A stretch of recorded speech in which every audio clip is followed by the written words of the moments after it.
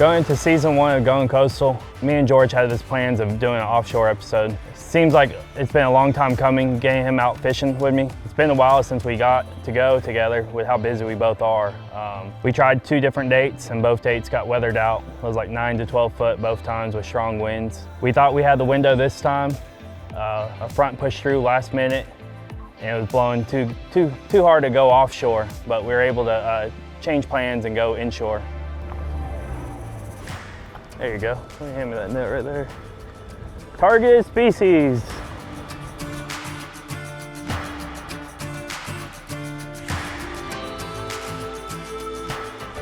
I'll take it. Woo. Yeah, it worked for this one.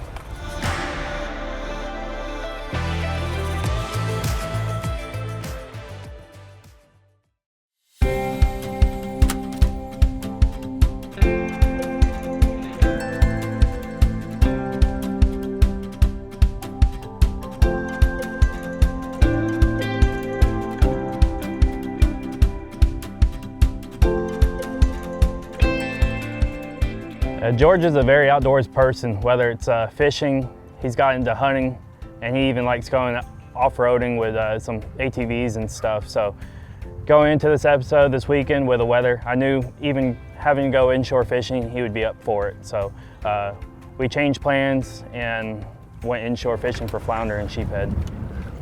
Got a little bit of wind going on today. What's our game plan? I still got a bunch of tackle all lined up. Yeah, it's a lot lighter than what we were planning on going sword fishing today. Yeah.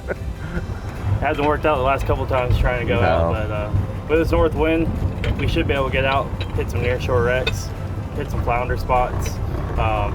In case it's too rough out there, or if we get what we need out there, brought some stuff for some sheephead fishing too.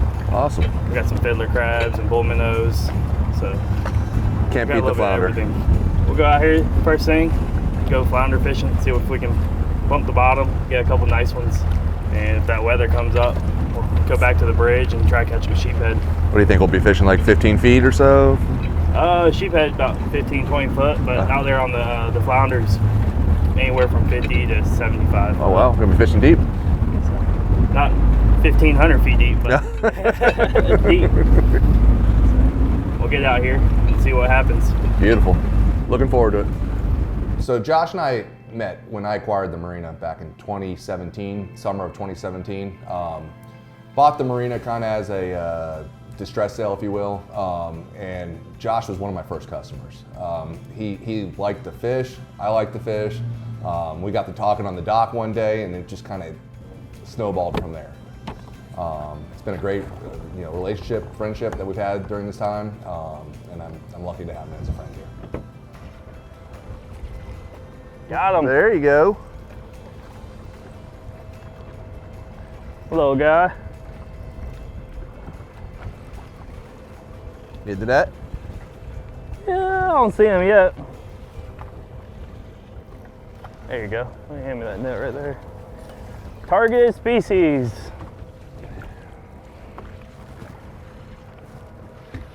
Look at that. Take it. On the board. We got our targeted species. This one barely makes the cut, just over 14 inches.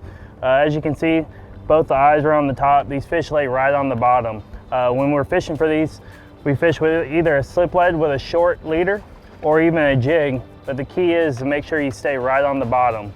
These fish won't come up in the water column too far, so the key is staying right on the bottom. Going into this weekend, looking at the forecast, it looked like ideal conditions for flounder fishing. It had northwest winds for the next couple days, Sunday and Monday. It's ideal conditions when we look for flounder fishing. That north wind, anything with a north wind makes close nearshore wrecks pretty much slick calm. We got out there. On the way out, it was a beautiful day. We weren't out there for very long, hour and a half, 2 hours, and that wind switched straight out the west, and the waves just stacked up on top of each other, 2 to 3 foot solid. It's an ideal condition with a north wind, but it switched out of the west on us and it wasn't in our favor. A real common bait for these flounder are the mud minnow, most people call a bull minnow. They work real well because they're known for digging down into the mud, and with these flounder laying right on the bottom, these fish stay right down deep, digging down into the sand, right in the strike zone. There we go. We're on. All right, George, you got him on. Don't let this one go now. Trying my best. No guarantees. I'll catch you dinner if not. There you go. Well, it might be a little better than yours. That one's gonna have to go back swimming. It's a little too small. You want to measure it? Throw him back. Look at that fish. So Josh and I, once we met, we quickly hit it off, and from there we just started fishing together. We fished offshore, we fished inshore.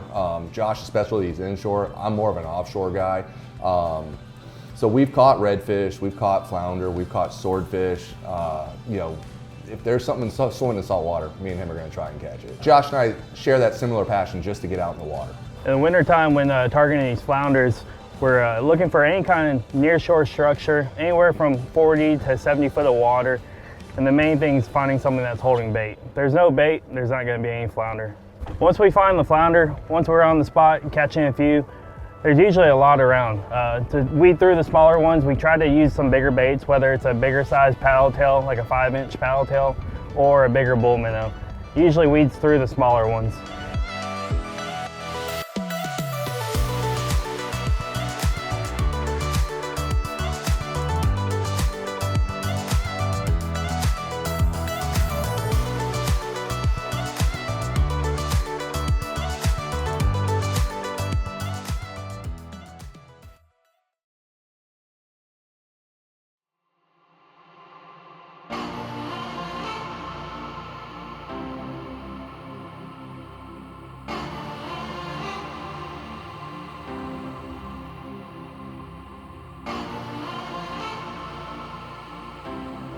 Fish on. Fish on.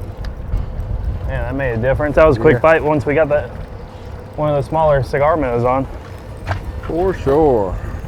Feeling like a good one too. Yes. Oh, bigger than your last one. I'll take it. Making moves, working up the way.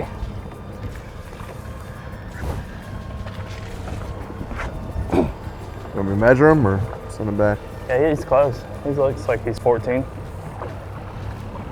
13 and a half. Oh! A lot of people ask about wintertime fishing. In general, a lot of people will say, oh, wintertime fishing's slow. It really isn't all the time. You can have some of the best days out there during the winter months. You just never know until you go. Going into this episode, I felt super confident that we were gonna have some really good fishing. But to my surprise, the flounder fishing didn't work out as we planned, and the winds picked up, so we came back inshore, and I thought for sure we were gonna hit the bridge and just hammer out some sheepheads, and we were in for a rude awakening once we got there. We did see a couple of my buddies land a few, but overall, we had a few bites. We capitalized on one the first day and broke a couple off, but overall it was a real slow day of fishing. With how many days a year that we fish as a guide and doing Goin Coastal TV, we don't see that tough bite like this very often. We don't want to see it, but at the end of the day, it's Mother Nature and you can't control it. You can stay out there all day long, you can throw everything you want at it, and if the fish aren't cooperating, they're just not gonna cooperate. You can't make them bite.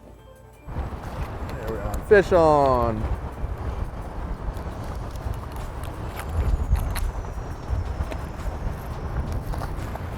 Josh, you got the landing net? My bad. I'll take it. Woo! Yeah, it worked for this one. That was the Two Georges secret bait combo. That perfect hook in the corner of the mouth. Oh yeah, nice fish. It made us work for this one. Yeah. Man, it's been a slow bite with this cold front, I guess. Yeah, we're getting the bites. They're just real finicky, real light. I just missed about 4 of them myself, and it was just a real light bite, just one tap. They're not being aggressive at all, so Yeah. we'll get this one in the cooler and see if we can get some more. In my line of work, I get to fish with a lot of guys, and not all guys are equal. Josh, when it comes to fishing, he's just determined. He's gonna fish all the way to the end. He's not gonna give up on the challenge. He's gonna just grind at it. And for someone like me that likes to go out and fish, likes to have a good time, I enjoy fishing with Josh. The overall conditions just were not ideal. It blew the entire day. I mean, it's still blowing right now. It was outgoing tide the entire time. It just was not in our favor. But there was no doubt in my mind that Josh was gonna turn around and do it again.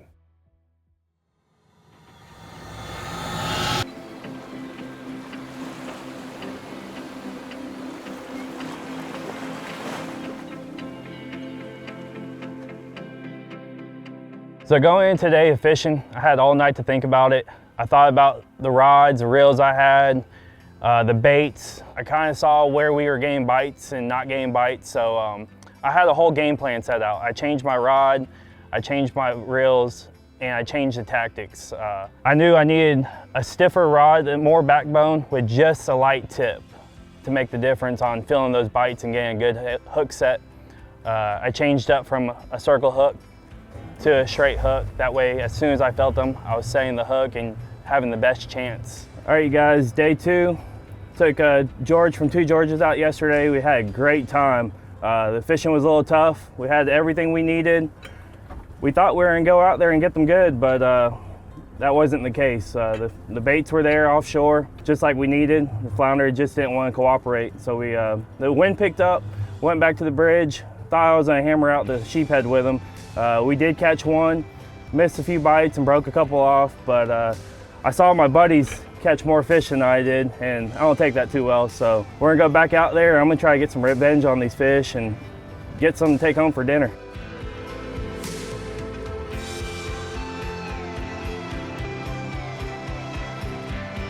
I came back with some gear I knew would make a difference on how finicky they were biting. I knew I was gonna get my revenge. Oh, got them on, you guys, got them on. Ooh, this one's in the current. He's digging down, trying to get into that piling. A lot of times you get them away from these pilings, they get in that current. Not only you have to fight the fish, but you're fighting them through that ripping current. Oh, that's a real good one. All right, broke the ice this morning.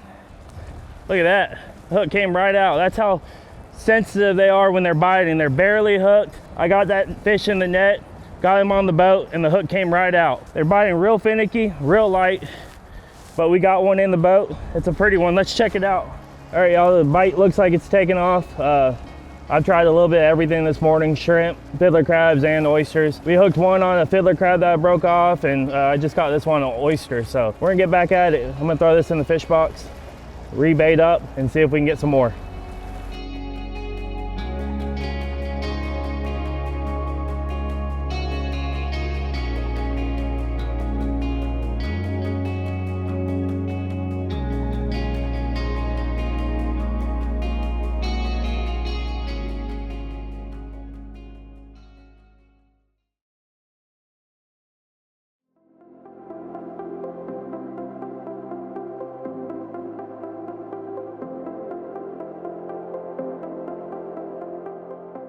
We just got reset up on this other piling. This one's on more direct sunlight. It's a little chilly this morning. We're gonna give it a shot, see if they're sitting in the sunlight more than up in the shade, see if that makes a difference. The bite kind of shut down on the piling we were on. We had a good start. We moved to this one. Let's see what happens. There he is. All right. That's pulling like a good one.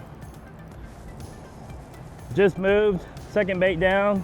We got another fish on. He's pulling good. Oh no, get out of that piling. It's feeling like a lot better fish than that first one. Let's see, got color almost. Oh yeah, that's a good one, y'all. Woo, another fat one.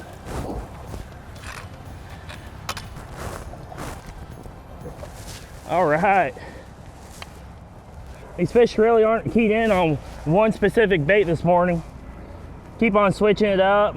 We'll get a bite. I think they're gonna be keyed in on it, and then we'll go kind of cold for a little bit. I'll switch the baits up, and they'll hit something else. So It's real important when you guys come out, whether it's for sheephead fishing or any kind of fishing really, have a variety. You just never know.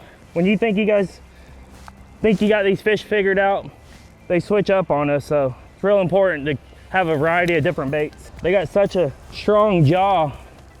That one was hooked right in the corner of the mouth, just perfect. I couldn't get the hook out, but we'll get it out later once he dies.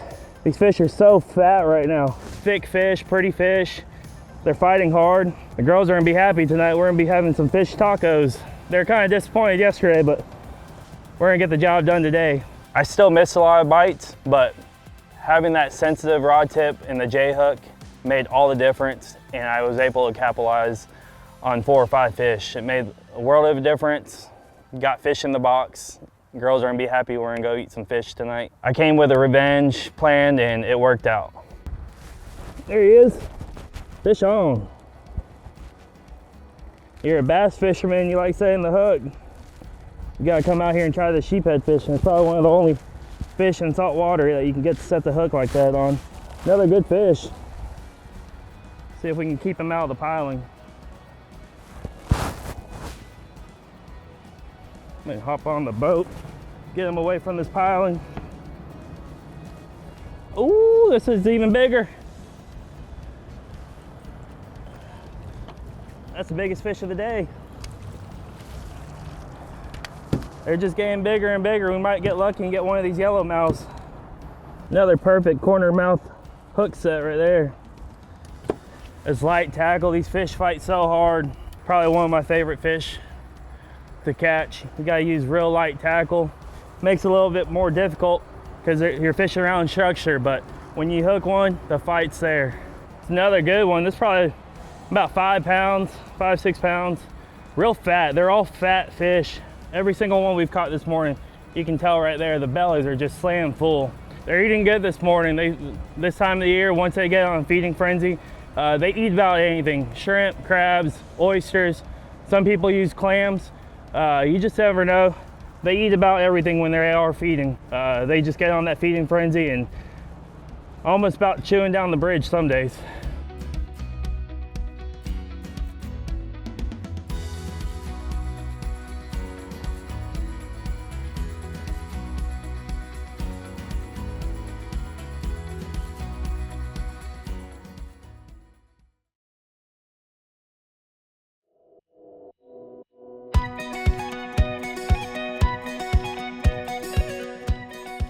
All right guys, we just got in from fishing. It was a beautiful morning.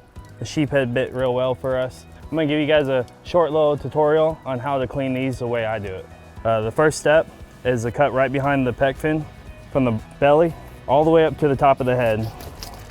Make one clean slice. And then next, we're gonna run down the dorsal fins.